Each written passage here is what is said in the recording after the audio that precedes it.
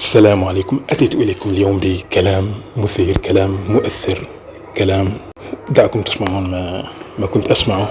المجتمع تاعنا عنده مشكل كبير ومازال ما فقتولوش. لدينا مشكل كبير في مجتمعنا ولم نتفطن له بعد. كيفاش نستناو حتى يموتوا دي زونفون؟ لماذا ننتظر حتى يموت أطفال في حادثة؟ كيفاش نستناو حتى مرات يعكريسيوها ولا يقتلوها؟ لماذا ننتظر حتى يتم التعدي على امرأة؟ كيفاش نستناو حتى شيخ مجاهد يقتلوه باش نهضروا؟ لماذا ننتظر حتى يتم التعدي على الشيخ في الشارع؟ شيخ مجاهد، لا يهم هل هو مجاهد أم لا، المهم أنه شيخ، المهم أنه إنسان. وي ار نوت اكتين اون اجي بلو، ما عندناش بريفونسيون. ولا كيما لازم رانا حداد قتلوا هذاك الشيخ مسكين، هذيك المراه قريساوها. عندنا مشكل كيفاش نخليو الحاجه تصرى وكيكون ضحايا ويكون موت باش نفكروهم.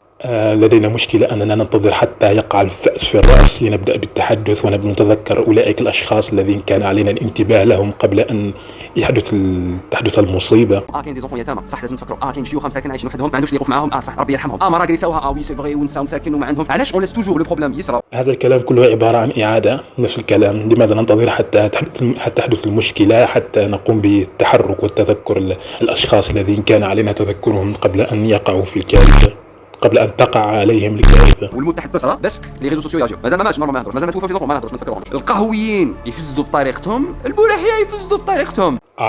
وهنا وصلنا إلى مربط الفرس، مش مربط الفرس، وصلنا إلى كيف نقول تسليع القضايا من أجل استخدامها في كيف نقول قضاياها الخاصة، مشاكلها الخاصة. لديك مشكلة مع القهويين، لا أعرف ما تعريف القهويين بالتحديد. ما أعرف أن القهويين هم أشخاص عبارة عن أشخاص عشوائيين، أشخاص حمقى، أشخاص أغبياء أو شيء كهذا. لا أعرف ما الذي يقصد به. المهم أنها شتيمة على ما أظن. ولكن ما علاقة البلحية يعني؟ هل تريد من الشعب جميعه أن يكون علماني؟ هل تربط الظاهرة هذه؟ هل رأيت مثلا بلحية حمل ساطور في ذلك المشهد الفيديو الخاص بسيارة تلك المرأة؟ هل ذلك بلحية مثلا؟ هل الحريق الذي نشب كان بسبب بلحية؟ هل الذي قام بالتعدي على ذلك الشيخ في الشارع هل كان بلحية؟ ما علاقة بلحية في الموضوع يعني؟ قبلنا يعني تقبلت فكرة أنك تحدثت عن القهويين. لا أعرف ما هو تعريف القهويين إلى حد الآن. يمكن أن يكون يعني مثلا لا أعرف شخص أحمق أو شخص متسرع أو شخص أرعن. لا أعرف بالضبط معنى كلمة قهوي، ولكن أن تربط لي الأمر بشخص بصفات معينة يعني فقط لأنه يحاول أن يتمسك بالسنة، يضع لحية. فكرة بلحية، ما هي فكرة بلحية؟ بلحية هو كل شخص متمسك بالدين، كل شخص ملتزم، بعبارة أدق إن صح التعبير. يعني هل علي أن أكون حليق اللحية؟ هل علي أن أكون علماني حتى تتقبلني في إيديولوجيتك الخاصة؟ هذا هو ما يسمى بتسليع القضايا من أجل أن تدخل بها إلى باب المناكفات الخاصة بك. هذيك حرام، المرأة حرام، البحر حرام. هذيك حرام، المرأة حرام. ما هي هذيك؟ أولا المرأة حرام. من قال المرأة حرام؟ من قال البحر حرام؟ يعني الذي يحرم ويحلل الله، هو من يحرم ويحلل. في القرآن يقول لك هذه حرام، الشراب حرام، الزنا حرام. الشرع هو الذي يحرم ويحلل، هذا أولا. ثانيا يعني نحن كيف نعرف أن الله حرم هذا الأمر؟ إما أن الرسول يخبرنا بذلك في آية، إما أن يخبرنا بذلك في حديث. وشيء آخر وهو موضوع كيف نقول القياس. يعني أن تقول أنا أقول لك المخدرات حرام، هل يوجد حديث يقول لك المخدرات حرام؟ هل يوجد آية في القرآن تقول لك أن المخدرات حرام؟ لكن لدينا المعيار وهو القياس بناء على كل مسكر مسكر خمر وكل خمر حرام. يعني هناك علة وهي الإسكار توفر في هذا الشيء الذي هو المخدرات، فالمخدرات حرام. وهذه أمور يختص بها العلماء الفقهاء الذين لديهم علم معرفة في الدين. أما أن تأتي ولا أعرف، أنا لا أريد أن أظلمك، لا أريد أن أكون فقط كيف أقول أن أدخل في سجال من أجل السجال. لا أريد أن أتخذ وضعية المدافع. أحاول أن أصل معك في نقطة مشتركة، أحاول أن أوصل لك الفكرة كما من المفترض أن تصل. يعني أستطيع أن أفهمك، لكن لست متأكد إذا كنت ستفهمني. مثلا أستطيع أن أقول أنه من منظورك أن ترى أن هناك أشخاص يقولون عن أشياء معينة أنها حرام. يمكن أن تكون حرام فعلا، ويمكن أن لا تكون حرام. لا أعرف إذا كنت أنت لديك اكتراث لما هو حرام وما هو حلال. لا علينا، لا أريد أن أدخل في نيتك.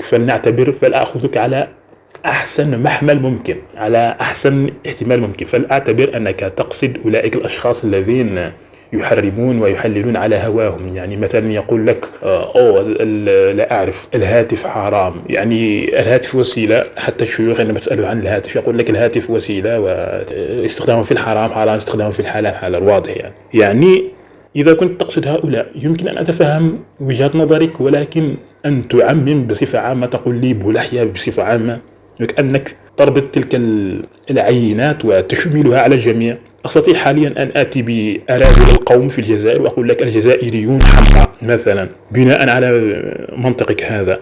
أنا لا أريد أن ألعب دور المدافع، ولكن هذه الفكرة فكرة التجييش، فكرة كيف نقول استغلال الكوارث والطوام والقضايا من أجل أن تروج لفكرك بهذه الطريقة. يا رجل أنت فقير، أنت تفتقر للوعي. واحد ما يخليكش تعيش، واحد ما يخليكش تخرج، واحد في دارك ويزيد يجيني. ثم تأتي لي بتعليق لأشخاص عشوائيين في الانترنت. هل إذا كنت لتتابع كل تعليقات الأشخاص الغريبة وتعممها على الناس فقط لأن ذلك الشخص استخدم مثلا مفهوم يتعلق بحكم شرعي واستخدمها بطريقة خاطئة، تبدأ بالطعن في أي شخص مؤمن بالدين؟ لا أعرف ما هي عقيدتك، على حسب كلامك تبدو لي شخص علماني لا يهتم بما هو الدين أصلا، لكن أحاول أن أحسن فيك الظن، أحاول أن أقول أنك أحمق يقوم بأخذ عينات وتعميمها على جميع الأشخاص الذين لديهم قاسم مشترك. مثلا القاسم المشترك الوحيد أن هذا استخدم اللفظ لشيء يعتبر من الكبائر واستخدمه بطريقة خاطئة ليقول أن هذا الشيء عادي. هذا ليس هذا لينا، هذا لا يفكر كما يفكر الإنسان. هذا المخلوق، هذا الذي كتب هذا التعليق، لا تأتي لي وتعمم هذا الكلام. يعني المهم، فرضا وجدت هؤلاء المخلوقات، ولا أعتقد أن أي من هؤلاء يهتمون بما هو الدين أصلا، لا أعتقد أنهم ملتزمون أصلا، أعتقد أنهم أشخاص أقل من ملتزمين، أشخاص كوضعي حاليا أو أسوأ. يعني يأتيك هؤلاء يقول لك كلام كهذا، تقوم بتعميمه على كل شخص ملتزم أو كل شخص ملحية كما تسميه. هل أنت جاد؟ خرجت اختك يماك البارح ما دخلتش بكري، البارح جاوكم للدار، ذاك نورمال دوك يخرج يدخل 3 شهور ويجي خارج. من قتل ذلك الذي قتل؟ هل له علاقة مثلا؟ هل له علاقة بالالتزام مثلا؟ هل له علاقة بالدين أصلا ذلك الفعل الذي قام به؟ نهار طول هما يهضروا على الناس، هاو هذا هاو هذه، نهار طول هما في النميمه، ونهار طول تشرك الفم. اموان كو حنا يوم حنا لي زالجيريان اللي حابين نعيشوا اون في ترافايي اون في فيفر بيان، نكونوا اليز. من لا يريد ان يعيش بسلام، من لا يريد ان يمارس حياته بشكل طبيعي. تحاول اقناعي ان اي شخص لا يفكر بنفس طريقتك العلمانيه هو شخص يريد تخريب الدنيا مثلا. أنا لا أنفي أن هناك أشخاص متهورين حقا لا يفكرون بشكل صحيح، يمكن أن يتحولوا إلى إرهابيين، يمكن أن يتحولوا إلى سيكوباتيين، يمكن يعني الأمر لا يقتصر على مذهب أو عقيدة معينة. هذا إذا حاول أن يكون ملتزم سيكون إرهابي، إذا حاول أن يكون علماني سيكون سيكوباتي، إن حاول أن في كل الأحوال أينما وضعته سيقوم بإخراج أمراضه من خلال ذلك الشيء الذي وضعته فيه. لا تربط لي حماقة الشخص بما ينتسب إليه. يفو كو حنا هذه لا كوميونيتي نشدو فيها، سي لا سول سوليوشن. طول هو يهضر على الناس ويهضر كذا هو يتيليزي تليفون تاع قاوري. أقدم حجة وأسخف حجة سمعتها في حياتي، يقوم بانتقاد الفساد وهو يستخدم هاتف لشخص أجنبي، وذلك الأجنبي يتقبل الفساد. يعني هذا هو الترجمة لكلامه، لأني لا أعرف أنه هناك بعض من يتابعون يفهمون الدارجة الخاصة به. على طول هو يحلل ويحرم تصوير وكذا. إذا كان التصوير حرام، ما علاقة ذلك بأني أستخدم هذه الأداة